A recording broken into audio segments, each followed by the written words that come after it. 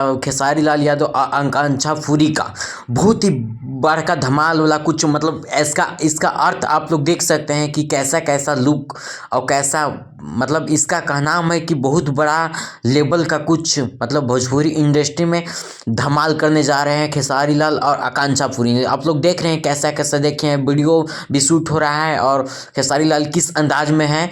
और यहाँ पर देखिए सीधे फॉर्चूनर में बैठेंगे खेसारी लाल यादव।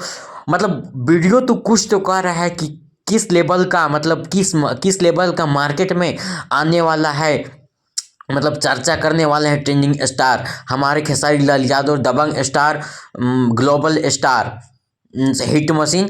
मतलब बहुत ही बड़ा लेवल का जो आप जानते हैं कि जब खेसारी लाल यादव कुछ करते हैं तो बड़ा लेवल का कुछ अलग करते हैं। आपको पता होगा कि ऐसा लुक खेसारी भैया ही ला सकते हैं जबरदस्त। और पता हो कि पुराना टीम वापस आ गए, वी वर्मा और खेसारी भैया में झगड़ा हुआ था तो वापस आ चुके हैं ये सब टीम।